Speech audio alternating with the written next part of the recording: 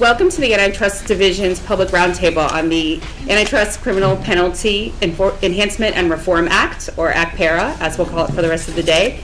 And we will begin with introductory remarks from our Assistant Attorney General, Macon Delrahim.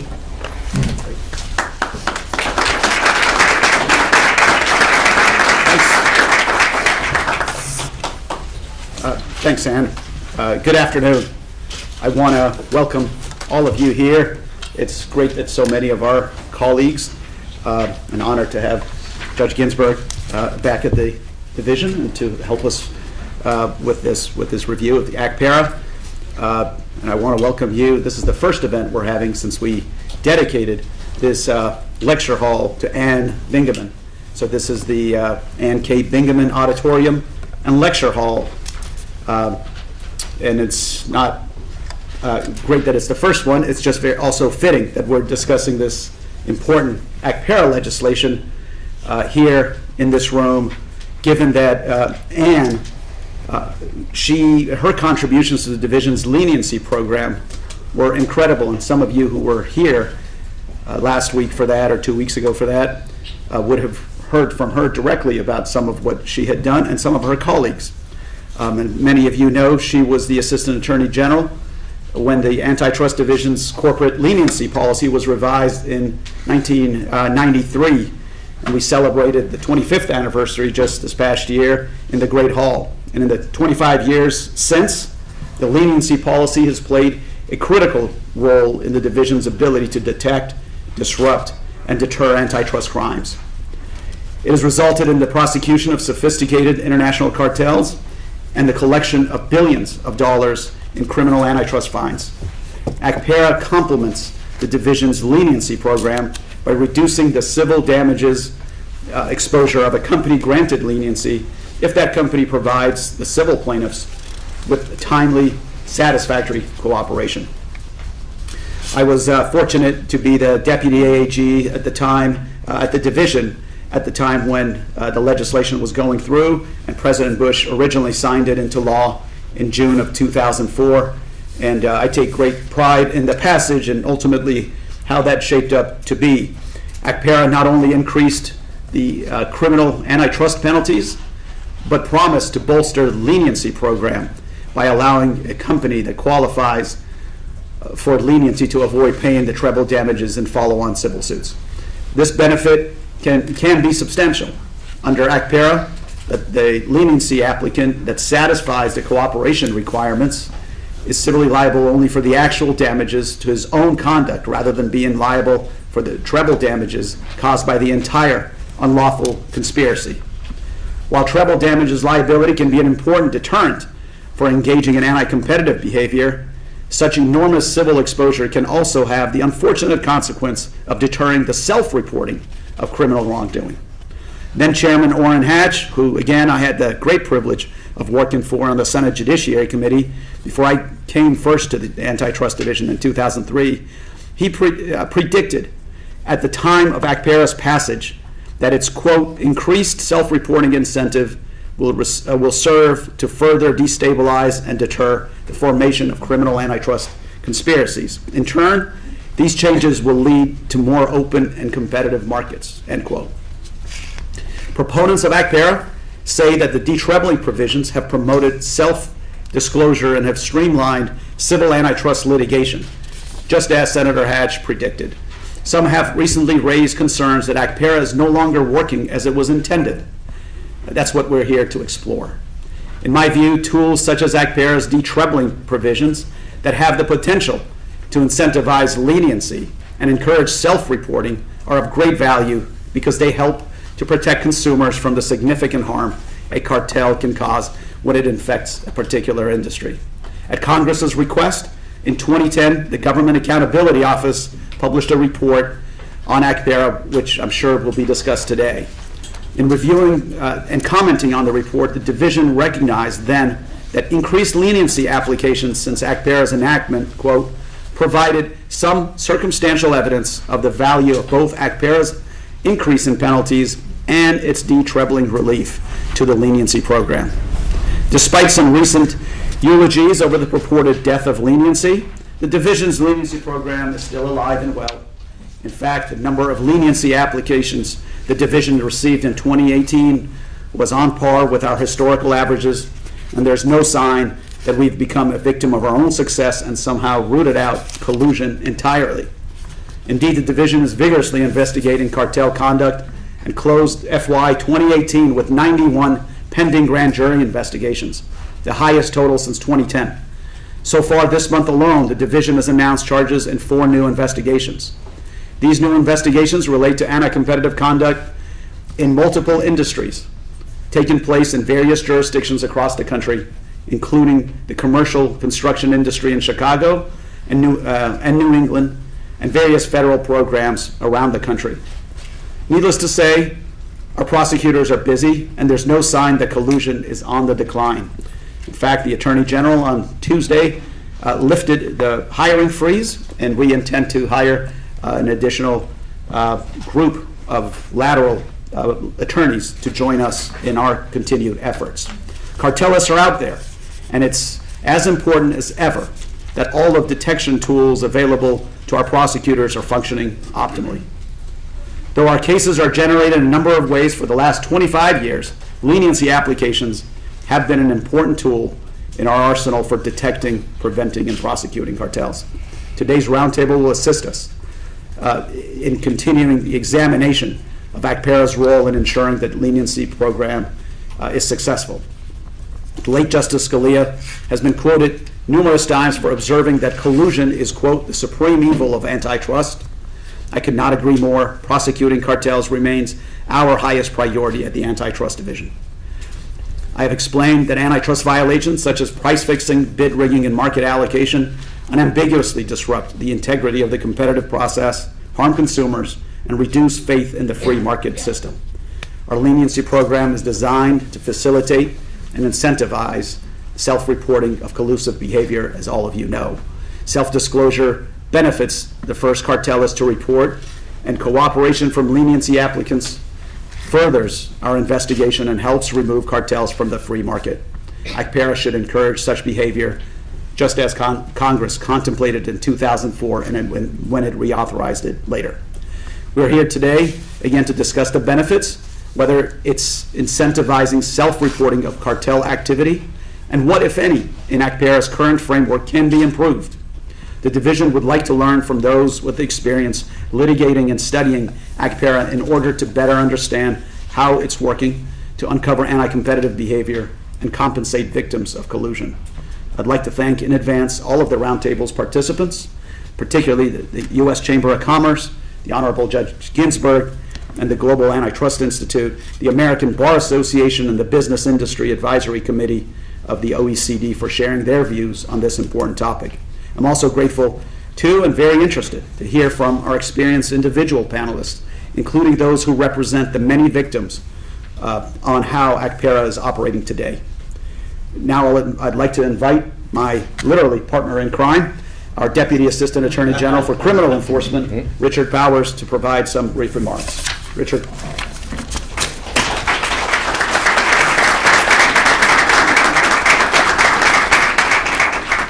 Thank you, Macon. And thank you to all of our panelists for taking the time to participate in today's roundtable discussion. We have many distinguished practitioners here with us today, and we're excited for what we hope will be a lively and deeply substantive discussion. Now, as we said back in September when we celebrated leniency in 25, it's important for us to constantly think about the ways we can improve the execution of our program. And this includes listening to various constituencies involved in cartel enforcement on all sides about what they think is working and where we can improve. And today's discussion does just that.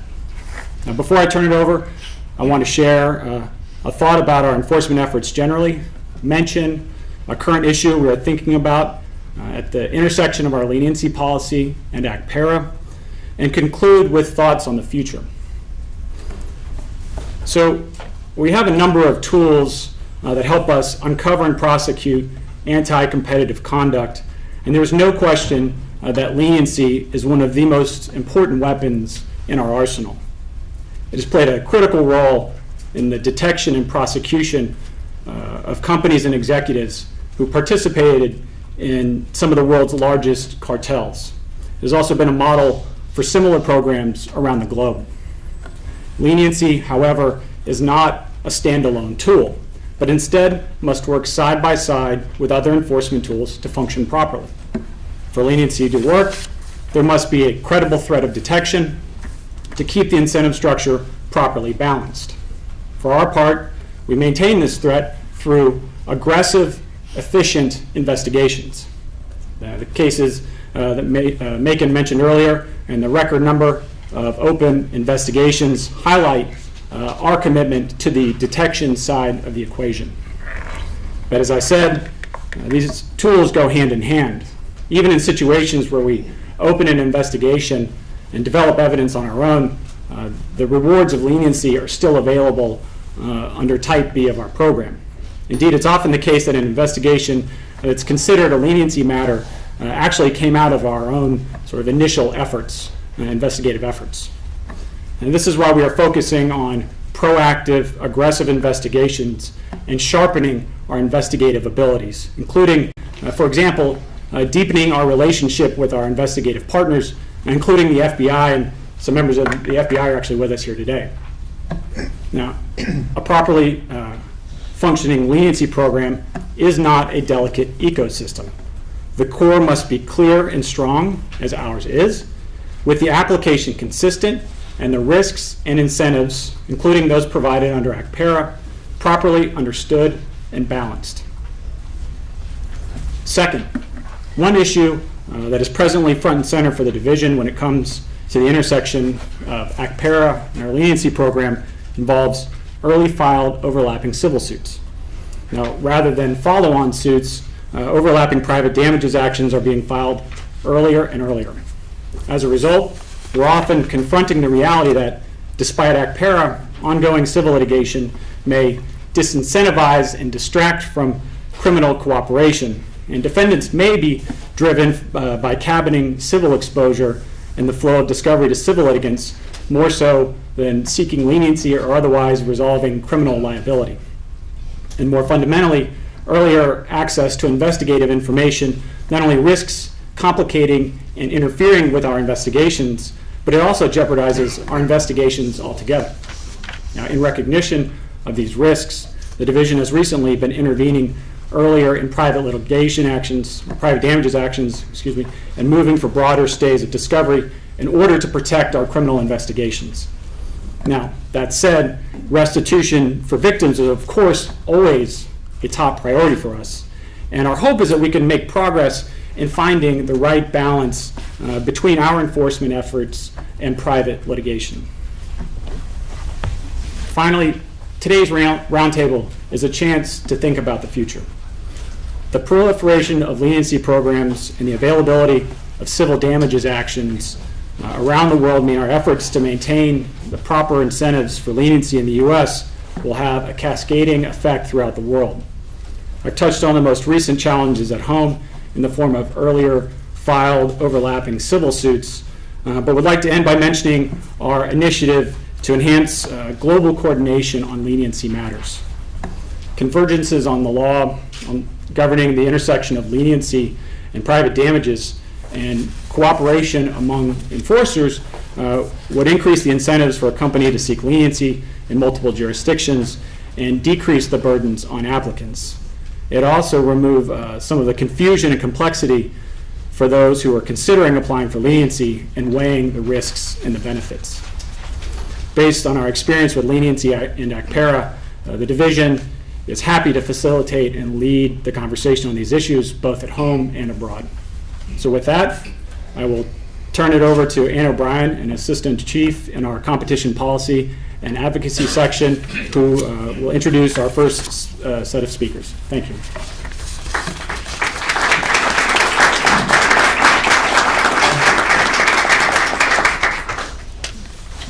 Thank you, Richard.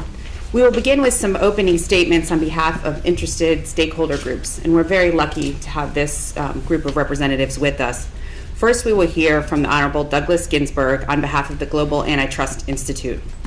Judge Ginsburg is ideally suited to speak here today. In addition to being a judge on the Court of Appeals for the DC Circuit and a former Assistant Attorney General in the Antitrust Division, Judge Ginsburg is a leading scholar of antitrust law. Under his watch, the Antitrust Division submitted comments to the newly formed Sentencing Commission, pointing out that antitrust prison sentences, on average, were far too low for optimal deterrence of cartels.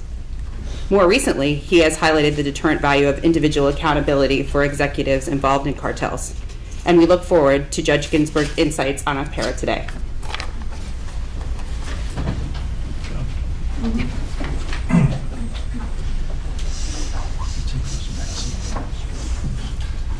Thank you. Thank you very much. Very pleased to be back at the division. This happens from time to time, and it's always a happy occasion. Make a few preliminary observations. First of all, this is not a round table. It's not even oval. That's round. Second, I am here today accompanied by my law clerk, Cecilia Chang.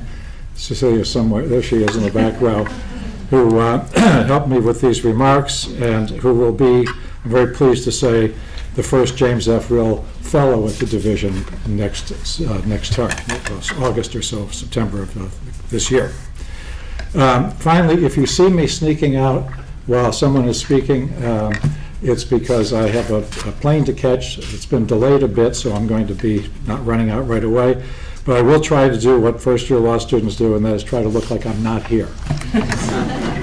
All right, so now because there's another session later in the day on the detroubling provisions in particular of ACPERA and civil cases more generally, I'm going to focus my remarks on the criminal enforcement provisions of the statute, which I know are not up for reauthorization, but which interact so directly with the leniency program. Pardon me, and all aspects of the criminal enforcement program. So just as a reminder, goes back a ways, in 2004, the statute, ACPERA, increased the maximum fine for an antitrust violation from $10 to $100 million for a corporation, from $350,000 to $1 million for an individual. As Macon said, or perhaps it was Rich, de-treble damages for leniency applicants that provide satisfactory cooperation for follow-on civil claimants, and increase the maximum jail term for individuals from 3 to 10 years, which in my view is the most effective deterrent available. But be that as it may, there can be no real doubt that the enhanced penalties that the leniency the division offers to qualified applicants in combination with that is worth more than it was before the statute was amended for ACPERA. So as one would expect, the 2011 report of the GAO, which was mentioned, found that Type A leniency applications had doubled in the first 6 years after ACPERA was enacted, which was a pretty reliable indication, in my view, that the statute had enabled the division to prosecute more cartels, at least during that period. And a more recent study by Vivek Gosal and Danny Sokol attempts to isolate the effects of ACPERA and finds that it led to greater total fines and jail sentences being imposed per cartel, not per individual, in the decade immediately following the whole decade following ACPERA's enactment compared to the pre-enactment period. Nonetheless, there's been a downward trend in criminal antitrust enforcement statistics over the last several years that has caused a number of people to raise the question whether the statute and whether the criminal enforcement program more generally is continuing to be as effective today as it had been, and if not, whether and how the program ought to be changed. So in recent years, the division's figures on criminal enforcement have fallen to modern lows. The number of criminal cases filed by the division decreased from 90 in 2011, when the report was out, the GAO report, to 18 in last year, 2018, which is the lowest since 1972.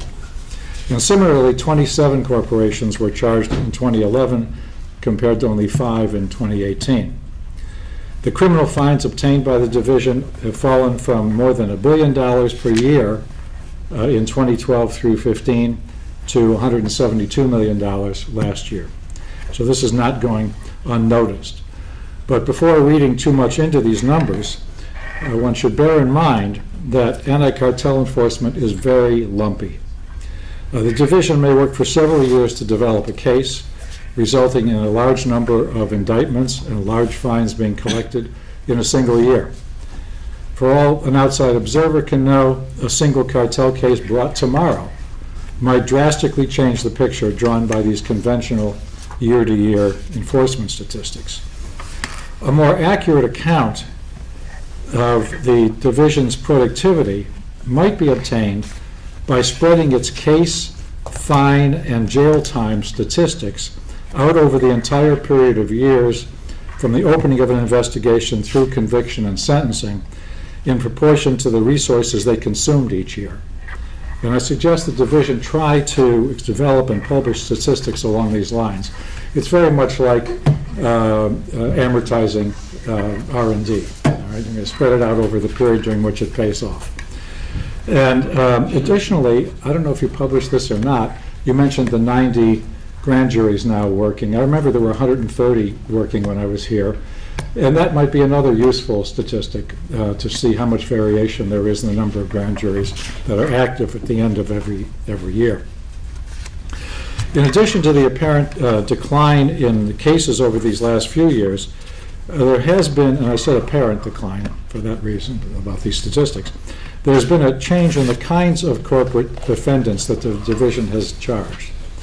And based on what I have to say at this point is preliminary research, but I hope will be done when I file the final papers with you at the end of the month. Based on preliminary research, it appears that publicly traded American companies, I'm using publicly traded as a proxy for large. It's obviously an imperfect proxy. Publicly traded American companies, with the important exceptions of U.S. banks involved in the LIBOR, FX, and CDS cartels in the last few years, are rarely accused of criminal violations, while the number of foreign companies being indicted has increased dramatically, and individuals as well. This development may reflect the greater awareness among large U.S. companies of the substantial penalties they, and particularly their executives, face for antitrust violations in the U.S. And I have been told by several practitioners here and abroad that it is not uncommon now to find international cartel agreements among non-U.S. companies that specifically carve out the U.S., that do not apply to price fixing in the U.S. And that's obviously because of our significant criminal penalties. Now, the European Commission has also imposed high fines on corporations and in a growth that's more or less paralleled what's happened here. So the motivating distinction for these carve-outs is almost certainly the prospect of executives facing jail time in the U.S., which is not a feature of EU law, where there is no individual sanction, fine, or jail time. There is in 3 member states, well, there are statutes authorizing criminal penalties in several member states. There are 3 that have done anything along these lines at all. Only the UK has actually completed any cases and hasn't had a great experience with them.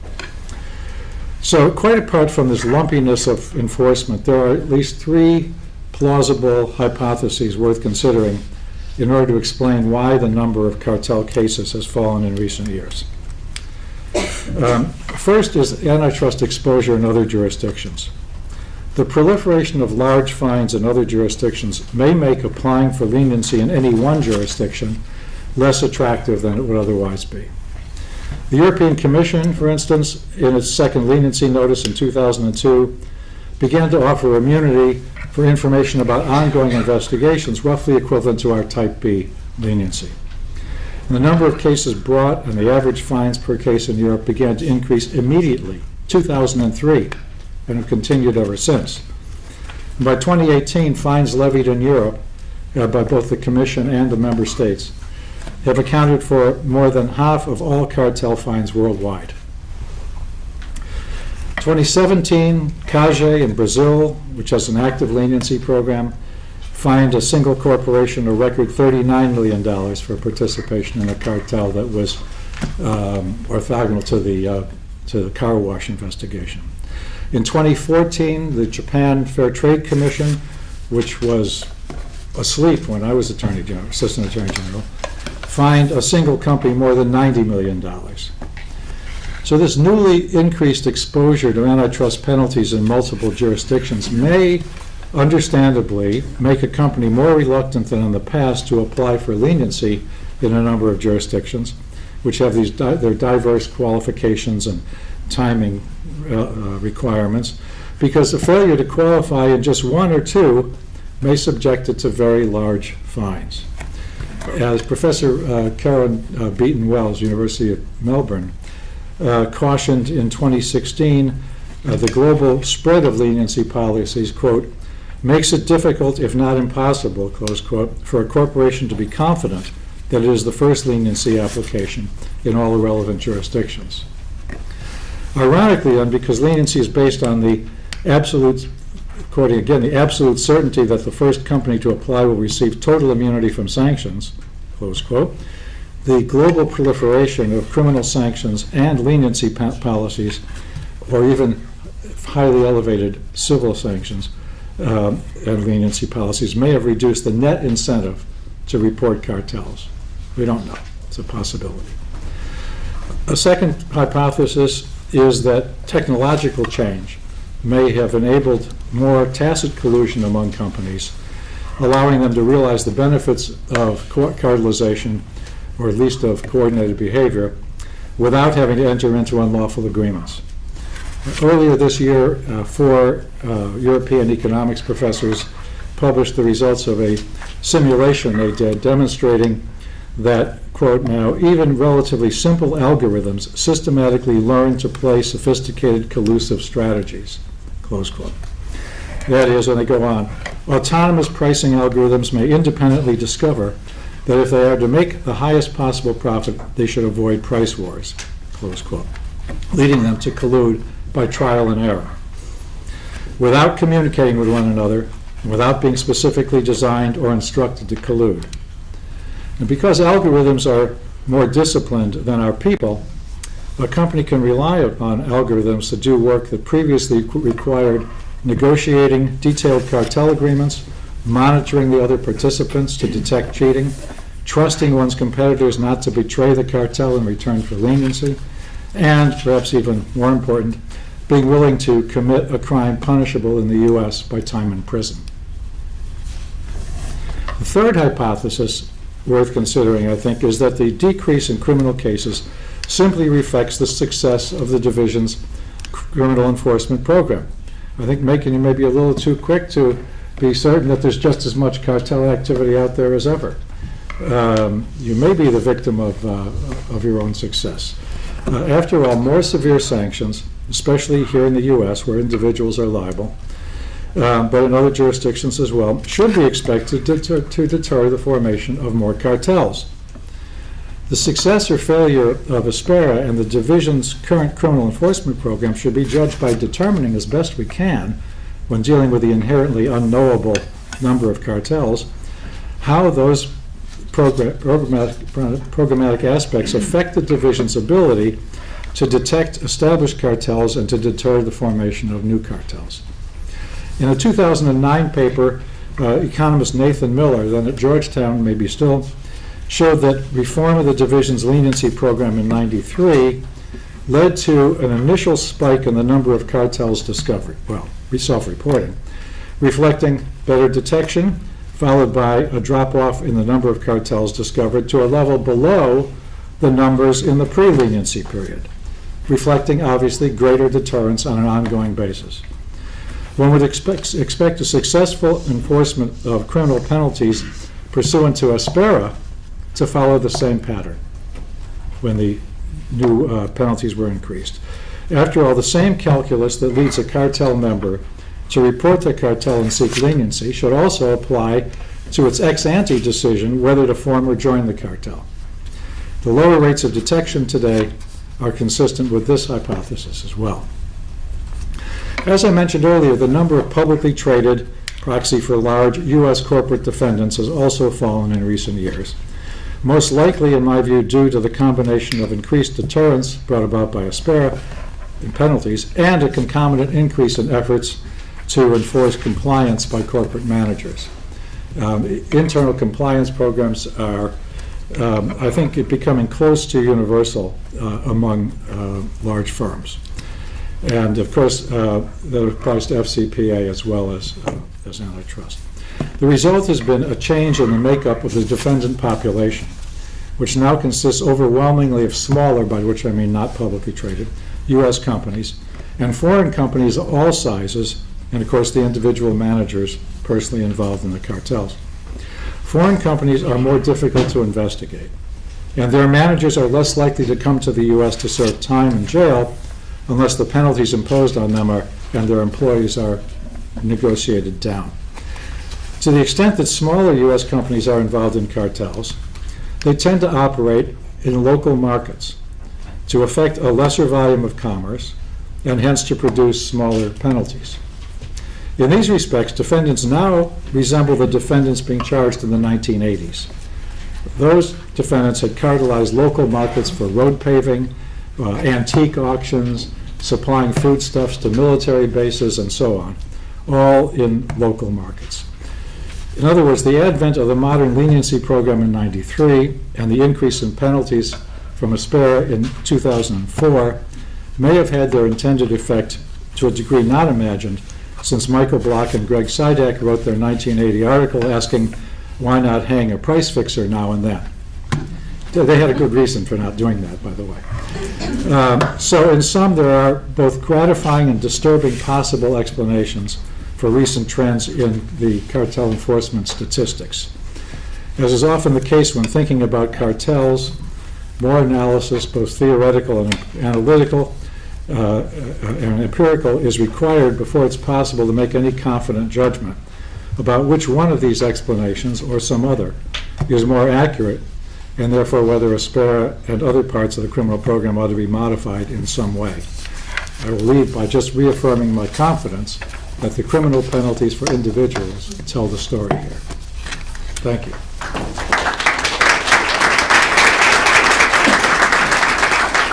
Thank you very much, Judge Ginsburg. Next, we will hear from Lindsay Valla on behalf of the American Bar Association Antitrust Section.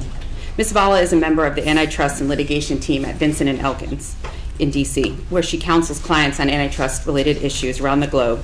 And a key area of her practice is defending multinational companies in cartel and price-fixing investigations and related civil investigation. Lindsay currently serves as co-chair of the Antitrust Section's Cartel and Criminal Practice Committee. She joins us today as the representative of the Antitrust Section of the American Bar Association, and her comments will be on behalf of the section. Thank you, Lindsay.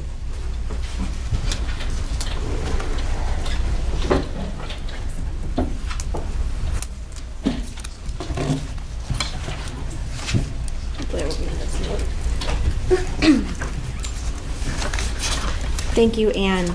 As Anne said, I am here on behalf of the Antitrust Section of the ABA. So I have to issue a little bit of a disclaimer that the council of the section has approved my comments today, but the House of Delegates and the Board of Governors of the broader ABA has not weighed in, so this should not be construed as reflecting the policy of the broader ABA. On behalf of the section, thank you very much to the Antitrust Division for inviting us to participate today. Some of my comments are going to be a little bit duplicative of what you've already heard, and I apologize in advance for that, but I'm going to try to stay wedded to what I have here because it's been approved by the council. There are several council members in the audience, and I don't want Bruce Simon to tackle me if I get off script. So let me start with a little bit of the purpose and the background of ACPERA, which we all know, but also has informed the section's views today. The division has unquestionably consistently made cartel enforcement a top priority, and a key tool in carrying out the division's criminal enforcement mission has been and continues to be the corporate leniency policy, which of course provides the possibility for complete immunity to the first corporation involved in an antitrust conspiracy that reports its conduct to the division. Under the policy, the corporation and its executives will not be criminally charged for the reported violations, provided that they fully cooperate with the division's investigation and comply with other terms of the policy. The leniency program has helped the division to uncover cartels affecting billions of dollars worth of commerce in the United States and has led to prosecutions resulting in record fines and jail sentences for culpable employees. The policy also has helped the victims of anti-competitive conduct to identify losses that they may have suffered, for which they can then seek redress through civil litigation. Passed in 2004, ACPERA addressed a significant disincentive to self-reporting and to cooperating with the division under the leniency policy. Prior to ACPERA's passage, companies considering self-reporting faced the likelihood of subsequent civil lawsuits that entailed statutorily enhanced damage remedies against them. Specifically, follow-on civil litigation posed the threat of significant costs in the form of treble damages combined with joint and several liability. A company that self-reported to the division could thus find itself faced with civil exposure of up to 3 times the total damages caused by the entire conspiracy. ACPERA's signature feature is a limitation on damages for the leniency applicant. Specifically, the Act eliminates the trebling of damages and joint and several liability for sales other than the reporting firm's own sales, thereby removing a key disincentive to self-reporting. In addition, to qualify for limitation on damages, ACPERA requires a leniency applicant to provide satisfactory cooperation to civil claimants seeking redress and compensation for losses resulting from the anti-competitive conduct. Section 213B of the Act defines the required cooperation to include, quote, providing a full account to the claimant of all facts known to the applicant that are potentially relevant to the civil action, and all documents or other items potentially relevant to the civil action that are in the possession, custody, or control of the applicant. The section is mindful that Assistant Attorney General Del Rahim was involved in the 2004 passage of ACPERA, and we recognize those efforts.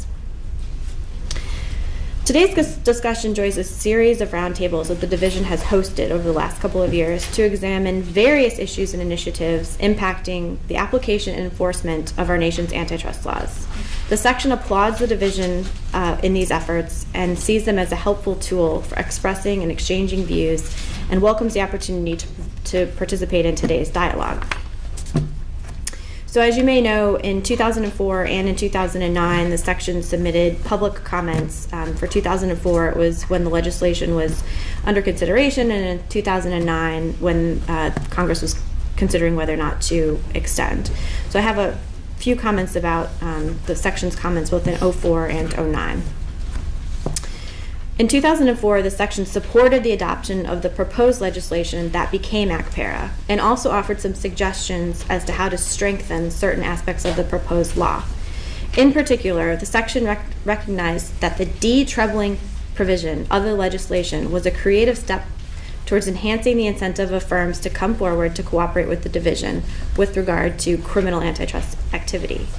The legislation's proposed elimination of trebling and of joint and several liability for sales other than the firm's own was a very significant reduction in potential liability that the section believed would directly affect direct purchaser actions, opt-out cases, foreign direct purchaser claims, and state indirect purchaser claims.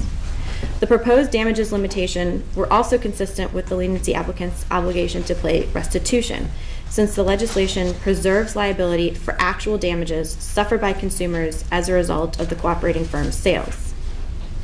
In its support of the legislation, the section focused on 3 factors. First, the corporate risk created by civil liability is enormous.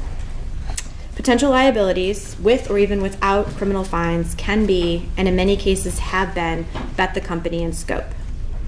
Second, the prospect of those liabilities could prevent companies from disclosing their involvement with cartel activity through the division's leniency program, to the ultimate detriment of consumers and the public generally. And third, incentivizing disclosure by reducing exposure through de-trebling, but also requiring substantial cooperation by the leniency applicant, could serve the public interest without compromising restitution to the victims. The section's most pressing concern with regard to the proposed legislation was that it did not include objective standards for measuring a company's cooperation to determine whether the company's efforts were sufficient to qualify for the damages limitation benefit. In addition, the legislation, as proposed prior to adoption, offered little guidance on the timing of the decision. and whether the leniency applicant would be eligible for detroubling. In the section's view, the lack of a reasonable means for a leniency applicant to determine its eligibility for a detroubling in advance of proffering cooperation to civil plaintiffs had the potential to seriously undermine the intended benefits of the legislation. The section encouraged Congress to hold hearings and public briefings in order to more concretely define procedural standards for assessing the sufficiency of an applicant's cooperation. And now a few words about the 2009 comments by the section. So as passed in 2004, ACPERA's damages limitations provision was set to expire under a 5-year sunset provision. In 2009, the section submitted to the House and Senate committees on the judiciary comments in support of a 5-year extension of these key provisions. A principal factor behind the section's recommendations was to allow additional time to fully evaluate the benefits of ACPERA and specifically to consider whether the pluses of the damages limitations outweighed any minuses. The section acknowledged that even in 2009, there was debate as to the impact and effectiveness of the damages limitations provision. Proponents of the detroubling and actual damages provisions believe that those provisions played a very significant role in a company's decision to seek leniency from the division, thus often effectively ending ongoing criminal conduct and making it more likely that victims of the crime would receive compensation. In contrast, and as the section acknowledged, others believe that the detroubling provision was unnecessary and not a significant factor in a company's decision to seek leniency. Generally, critics argued that applicants were motivated to seek leniency by 2 primary considerations: the threat of prison time for high-level executives involved in the conduct, and the necessity of making amnesty decisions on a global scale. They further argued that amnesty applicants routinely resolved subsequent civil exposure in exchange for cooperation and relatively small settlement amounts, which were based on the company's own sales and not total sales of the conspiracy. As we know, in 2010, Congress extended ACPERA for another 10 years. The section notes that there's largely a dearth of judicial rulings interpreting ACPERA. One possible reason for this is that the text of ACPERA provides little guidance to courts or to leniency applicants regarding the application of 213B. And that section requires a leniency applicant, as I've said earlier, to provide a full account to the claimant of all facts known to the applicant that are potentially relevant to the civil action. The contours of what constitutes a full account are a bit nebulous, and I suspect will be a topic of debate in a later panel. Today's roundtable provides a timely opportunity to review whether ACPERA is operating as intended by serving to induce self-reporting by companies to the Antitrust Division's corporate leniency program. The perception exists among some that leniency applicants have been declining as the costs associated with self-reporting have risen, although it may also be that the threat of discovery as a result of ACPERA is effectively deterring wrongful conduct, or that this phenomenon is attributable to factors other than ACPERA. The Antitrust Division does not publish statistics on the leniency program. However, the Division's 10-year workload statistics report shows a sharp drop in criminal cases filed by the Division in recent years. Judge Ginsburg already went over some of those statistics, and we note them as well. We recommend that the Roundtable and the Division explore whether this decline represents a failure of ACPERA to incent self-reporting to the leniency program. So ACPERA states that the amount of damages recovered by or on behalf of a claimant from an antitrust leniency applicant who satisfies certain cooperation requirements shall not exceed that portion of the actual damages sustained by such claimant which is attributable to the commerce done by the applicant in the goods or services affected by the violation. That's a mouthful. However, ACPERA provides little guidance to the courts, plaintiffs, and the defense bar regarding how to define actual damages, and the DOJ has not expressed its views publicly. Uncertainty regarding ACPERA's benefits may undermine its effectiveness. We recommend that the Roundtable and further discussions on this topic explore how actual damages should be defined consistent with Congress's intentions to promote leniency applications. And now my last few comments are regarding the DOJ policy with respect to antitrust and also with the False Claims Act. In authorizing ACPERA's extension in 2009, Congress inserted a requirement that leniency applicants must provide timely cooperation, including a full account of all facts as well as documents in the leniency recipient's possession. However, uncertainty exists as to when leniency recipients may realize the benefits of their cooperation. ACPERA's benefits may be greatly reduced if an applicant's eligibility for reduced liability is not determined before litigation through trial. The section recommends that the division consider how ACPERA can be implemented and, if necessary, amended to facilitate settlement agreements at an early stage, consummated without delay, to be coextensive with the provision of timely and fulsome cooperation by the leniency applicant. At the 2018 ABA Antitrust Section Fall Forum, Assistant Attorney General Del Rahim announced that the Antitrust Division, quote, will exercise Clayton Act Section 4A authority to seek compensation for taxpayers when the government has been the victim of an antitrust violation, end quote. The announcement was made in connection with civil resolutions jointly announced by the Antitrust Division and the Civil Division, involving alleged bid rigging on Korean fuel supply contracts. The Civil Division pursued charges against the cooperating defendants for the alleged bid rigging scheme under the False Claims Act.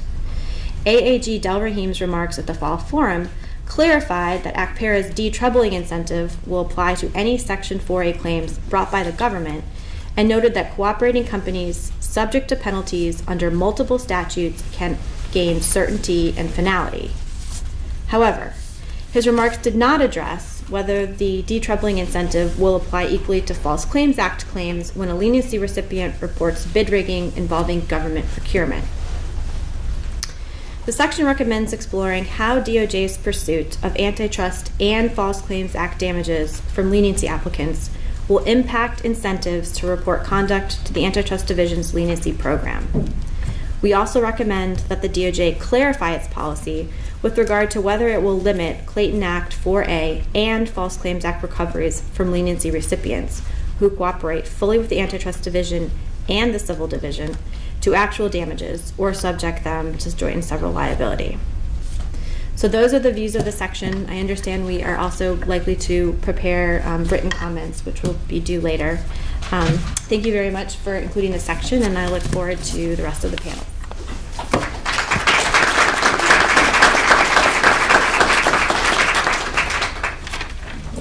Thank you very much, Lindsay. Next, we'll hear from John Talladay on behalf of the Business and Industry Advisory Committee, BIAC. John Talladay is a partner and chair of the antitrust practice at Baker Botts. John's practice has included international cartel investigations and defense and follow-on action litigation for nearly 30 years. John serves as the chair of the Business and Industry Advisory Committee to the OECD Competition Committee, and will now provide an opening statement on behalf of BIAC, and then will participate in his personal capacity as a panelist in the last session today. Thank you, John.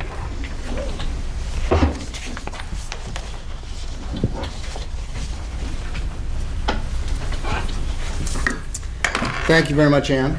I appreciate the opportunity to be here today and present remarks on behalf of BIAC, which is the Business and Industry Advisory Committee to the Organization for Economic Cooperation and Development.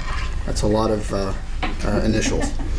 But as an advisory body to an international institution, BIAC necessarily takes an international view of competition issues. This also allows a comparative approach to countries' competition laws and policies.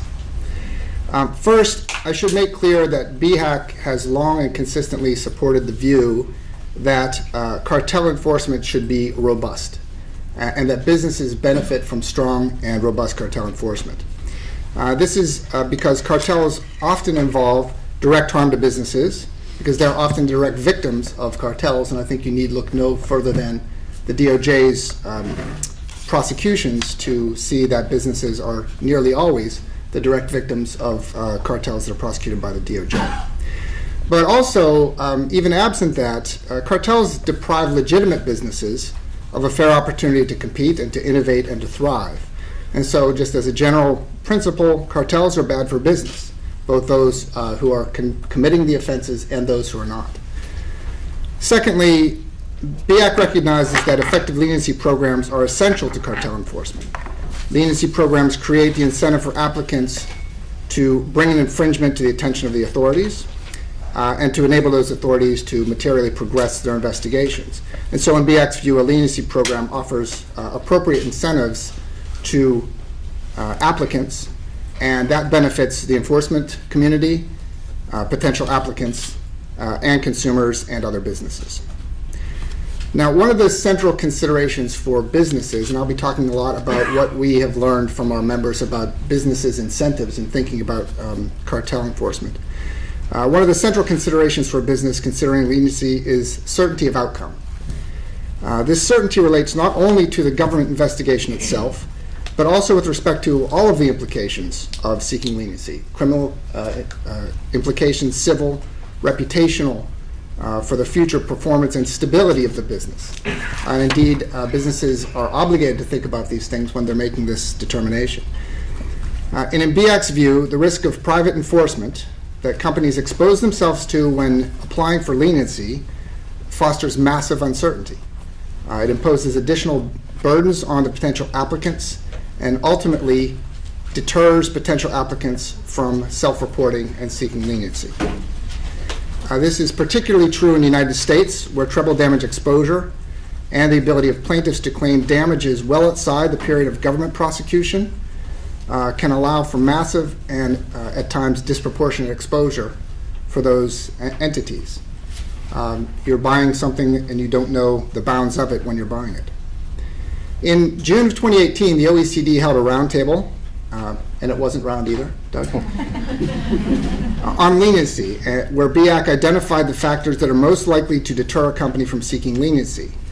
And these include, first and foremost, the likelihood of private damage actions, including the fact that a leniency application is likely to increase the availability of inculpatory evidence relating to the leniency applicant and may lead to more claims against the leniency applicant relative to its co-conspirators and in more jurisdictions.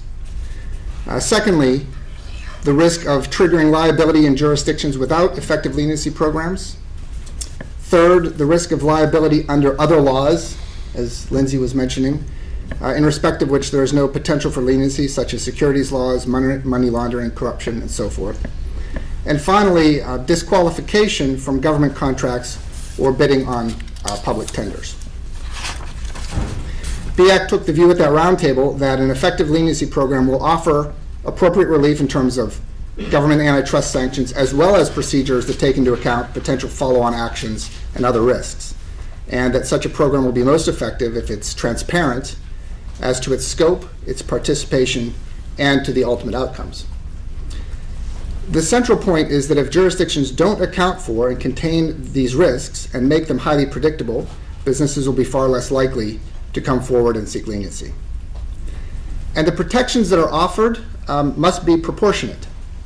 So as the risk of civil enforcement and civil penalties increase, and the financial consequences of civil remedies increase, the level of certainty and relief must also increase in order to create the right incentives and to preserve the incentives to self-report.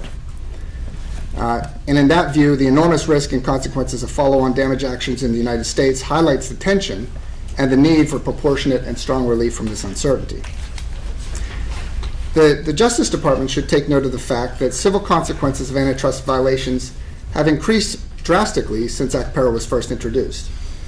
Settlements in civil class actions and opt-out cases in the United States have hit really startling levels, with follow-on cases routinely producing hundreds of millions of dollars in damages. And those are just for the reported class settlements, because the actions that are brought by opt-outs, including large corporate buyers, are often to the tune of tens or even in the hundreds of millions of dollars in additional payments that are not made public.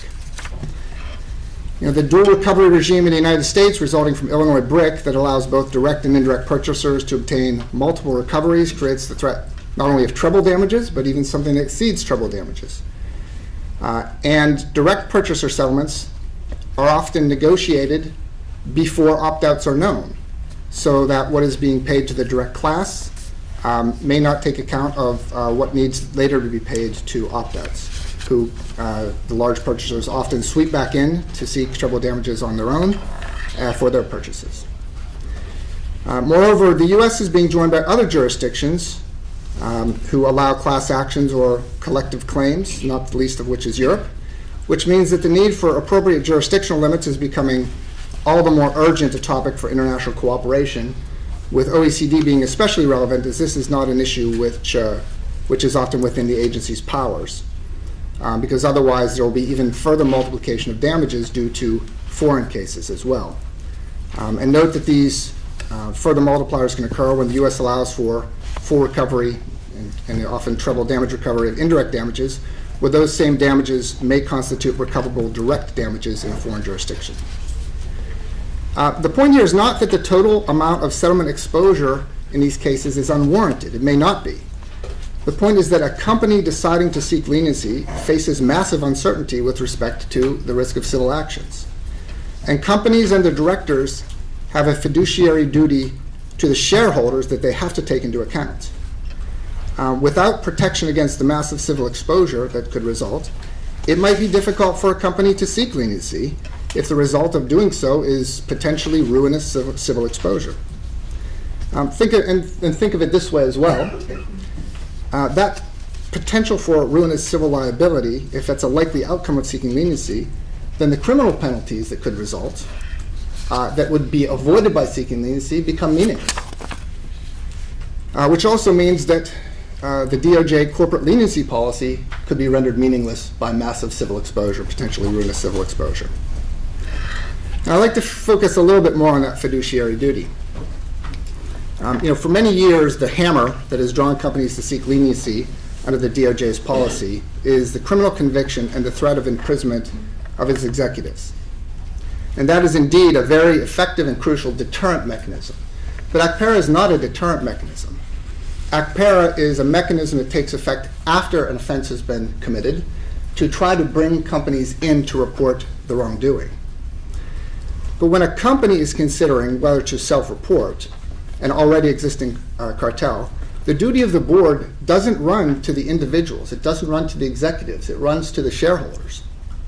And the ethical obligations of company counsel runs to the company, not to the individuals or executives. So that means that technically, the threat of imprisonment of executives should not be considered material in a company's decision of whether to seek leniency, except to the extent that it impacts the company's reputation. But if a company is going in for leniency and as a result of ACPERA has to acknowledge its wrongdoing, it's already facing those implications of harm to reputation. So what that means is that DOJ's main hammer for deterrence, criminal sanctions for individuals, becomes relatively ineffective when a company is deciding whether to seek leniency. And indeed, without protection against civil exposure, the DOJ's single largest incentive device may not be effective. In conclusion, BIAC is of the view that ACPERA needs to provide even more enhanced protection from civil damage actions and more certainty to entities considering leniency so that cartels can be exposed and stopped. And BIAC takes this view based on the interests of its members as victims of cartels, not as perpetrators. We are mindful of the fact that businesses are very frequently the victims of conspiracies, and that like all plaintiffs in civil follow-on cases, stronger ACPERA protection means that they will be able to recover more limited damages from the leniency applicant if ACPERA is strengthened. But this reduced consequences to the leniency applicant is necessary and ultimately benefits consumers and businesses, and it's ameliorated by two other factors. First, the business community and consumers will benefit more from uncovering more cartels, even with limited damages as to one cartel member, the leniency applicant, than it will from uncovering fewer cartels with greater damages as to that one cartel member. And I don't think this is speculation, because the entire DOJ leniency policy is based on the premise that eliminating criminal consequence for one cartel member entirely is worth it in order to uncover, expose, and end cartel behavior. So query why the same is not true on the civil side. The current ACPERA statute may not go far enough in light of the massive growth of civil damage exposure to account for this. And secondly, the U.S. law is crystal clear that joint and several liability attaches to the other members of the conspiracy against which those damages can be sought. So certainly in policy and principle, there is no loss of recovery. And a revised ACPERA statute could create even a stronger basis by explicitly highlighting that joint and several liability is available and making that more effective even at the stage of settlement negotiations. BIAC appreciates the opportunity to comment. Thank you for inviting us, and thank you for holding this roundtable.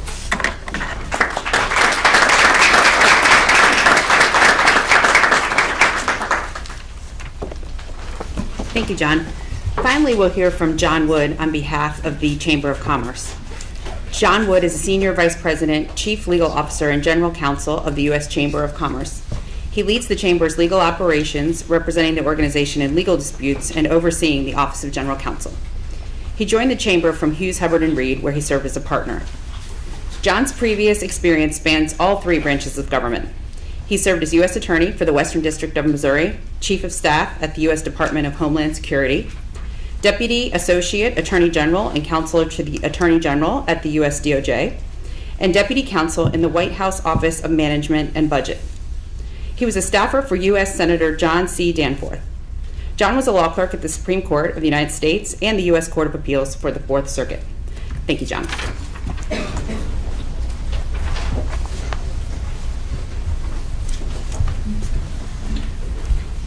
Thank you very much, and good afternoon. I'd like to start by thanking the Department of Justice Antitrust Division for inviting me and the Chamber of Commerce to be part of this discussion today. And I also want to thank the Division for its outstanding work in enforcing the nation's antitrust laws. American businesses become stronger and better when they face robust and fair competition. When a company is engaged in unlawful anti-competitive conduct, we all benefit when it is uncovered and the wrongdoers are brought to justice and the rights of victims are addressed. The U.S. Chamber of Commerce represents the interests of millions of businesses, the vast majority of which, thankfully, will never have to confront the question about whether to apply for leniency with the Antitrust Division. The Chamber also represents companies that may be victims of antitrust violations. Accordingly, the Chamber supports the fair and effective enforcement of our nation's antitrust laws. ACPERA is an important part of that effort. In particular, the Chamber believes that it is important that ACPERA provides substantial and predictable benefits to companies so they will be incentivized to apply for leniency when they uncover unlawful conduct and later to cooperate with plaintiffs to provide recoveries to victims. This is similar to great work that the Department of Justice is doing in other areas, such as the Foreign Corrupt Practices Act, with important enforcement policy changes that encourage voluntary disclosure, cooperation, and remediation. We also appreciate the Antitrust Division's corporate leniency policy. While ACPERA has helped further the goals of encouraging disclosure, cooperation, and remediation, it has not fully lived up to its intended purposes. American businesses that are faced with making the very difficult decision of whether to self-report face uncertainty regarding the full consequences of that decision. Accordingly, while it's important that Congress act to extend ACPERA's detraveling provisions beyond 2020, we want to encourage the Department of Justice to recommend revisions to make ACPERA's benefits more certain. And by the way, when I refer to the detraveling provision, I'm of course also including in that eliminating the joint and several liability. Many of the concerns that I'll be discussing are similar to some of those that Lindsay and John have discussed already. The first issue that makes ACPERA unpredictable stems from the fact that courts have rebuffed leniency recipients' efforts to obtain early rulings confirming that the recipients have satisfied the requirements of the statute. Without the possibility of an early determination of satisfactory cooperation, a leniency recipient has less leverage against high settlement demands from civil plaintiffs. We encourage the courts to examine a leniency recipient's cooperation earlier in the litigation, which may help resolve the litigation more quickly. Second, there remains significant uncertainty regarding what constitutes satisfactory cooperation under ACPERA. There's been very little guidance from the courts and Congress about what exactly a leniency recipient must do to secure the benefits of ACPERA's reduction in damages. Providing a full account of relevant facts and documents within the applicant's possession seems straightforward enough. But civil plaintiffs are not constrained in their pleadings by the facts provided to them by the cooperating defendant, and often assert claims that are much broader than the conduct reported. Plaintiffs may claim that the conduct lasted for a longer time period, involved additional companies, or involved additional products. A leniency recipient may have no information to offer about those expanded allegations because they fall outside of the scope of the reported conduct. Does that mean that the company's cooperation is not satisfactory? Does it mean that the company's ACPERA protection is limited to the scope of the conduct that it reports, but that the company will still face joint and several liability and treble damages for claims that may be outside the scope? Companies are rightfully concerned that such uncertainty could be used to extract higher settlements from leniency recipients. The requirement that a leniency recipient provide timely cooperation to civil plaintiffs further complicates the analysis. As with satisfactory cooperation, the statute does not define timely, which provides additional uncertainty. A leniency recipient may receive no benefit from cooperating early if the plaintiffs allege a conspiracy broader than the reported conduct. A leniency recipient named in a civil complaint that alleges a vast, overarching conspiracy with little connection to the conduct it reported surely has an interest in moving to dismiss that complaint and narrow the claims against it. Yet, as the litigation progresses with no cooperation, the plaintiff's arguments that the leniency recipient has not provided timely cooperation gain more credence. Courts considering the timeliness and substance of a leniency recipient's cooperation should take these issues into account, and Congress should act to clarify both what constitutes satisfactory cooperation and what constitutes timely cooperation under ACPERA. Finally, claims by state attorneys general are increasing, yet ACPERA explicitly carves out the claims of states and subdivisions of states from the definition of claimant. This means that a leniency recipient may receive no discount for providing cooperation to state attorneys general who assert civil claims on behalf of their state. ACPERA does not account for the risk of litigation from state enforcers, and any future revisions to the statute should take this risk into account. ACPERA serves a laudable purpose. By incentivizing companies to self-report cartel conduct, the law helps to ensure that American companies are playing on a competitive, fair playing field. American businesses who may themselves be victims of our cartel conduct benefit when their suppliers or other companies within their distribution chains investigate and report their own conduct and provide cooperation and follow-on civil litigation. But after 15 years, ACPERA has not fully delivered the transparency or predictability required to make it a meaningful incentive for businesses to self-report cartel conduct. We hope that Congress takes action to extend ACPERA's detroubling provisions beyond 2020, but that Congress and the courts also take steps to make the benefits of ACPERA more predictable. I look forward to discussing today how to make ACPERA a stronger component of antitrust enforcement. Thank you.